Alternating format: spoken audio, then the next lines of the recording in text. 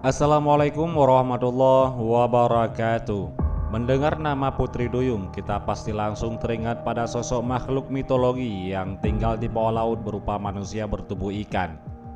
Meski sosok Putri Duyung dianggap mitos dan dongeng semata, namun beberapa orang meyakini bahwa makhluk satu ini benar-benar nyata.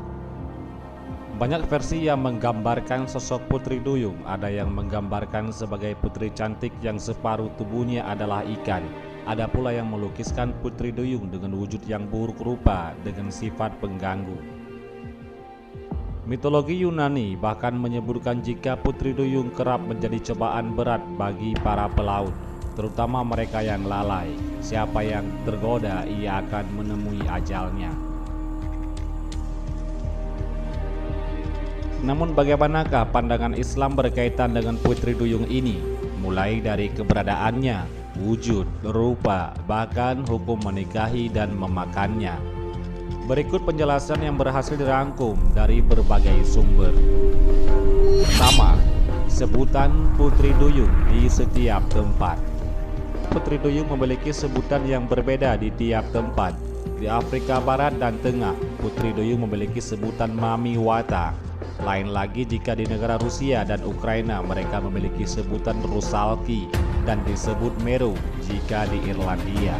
Sedangkan dalam kitab Ajwibah Az-Zarqani disebut dengan Admiyatul Bahar atau manusia laut. Dalam kitab Hasyiyah Al-Bujairimi disebut dengan Banatur Rum. Sedangkan dalam kitab Hayah Al-Hayawan disebut dengan Insanul Ma serta Syekhul Bahar untuk yang jantan. Sementara itu, Syekh Fauzan menyebutnya Hurriyah Al-Bahar atau peri laut. 2. Ciri fisik Putri Duyung dalam kitab para alim ulama. Dalam Islam dijelaskan, jika ciri fisik Putri Duyung itu persis seperti yang digambarkan dalam animasi, ia berwajah cantik dengan wujud setengah manusia dan setengahnya lagi berwujud ikan.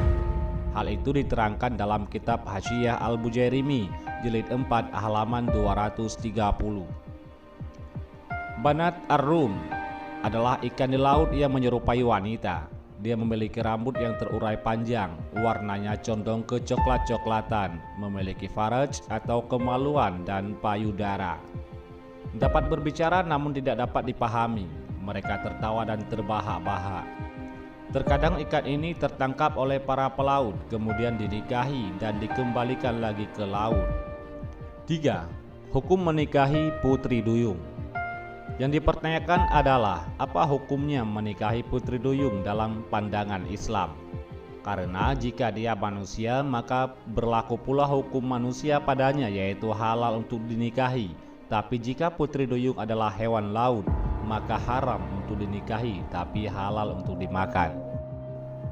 Imam Ad-Zarqani menjelaskan dalam kitabnya Ajwibah Ad-Zarqani halaman 46. Al-Imam Ad-Zarqani Al-Maliki rahimahullah, beliau ditanya, peri laut jika dinikahi oleh manusia, apakah peri laut tersebut akan bersama manusia itu kelak masuk surga? Beliau menjawab, peri laut termasuk dari kalangan hewan, maka tidak boleh menikahinya. Dan jika disetubuhi, maka pelakunya harus dihukum ta'dib atau ta'zir, atau hukuman yang bukan had karena sebuah tindakan kemaksiatan dan kriminalitas. Dan peri laut pada hari kiamat akan menjadi debu seperti hewan-hewan lainnya. 4. Hukum memakan Putri Duyung. Ternyata dalam Islam hukum memakan Putri Duyung diperbolehkan dan tidak akan menjadi dosa bagi siapa yang memakannya. Karena hakikatnya Putri Duyung termasuk dalam golongan hewan laut, seperti penjelasan Syekh Fauzan mengenai hukum memakan Putri Duyung. Wahai Syekh yang mulia, semoga Allah selalu memberi taufik.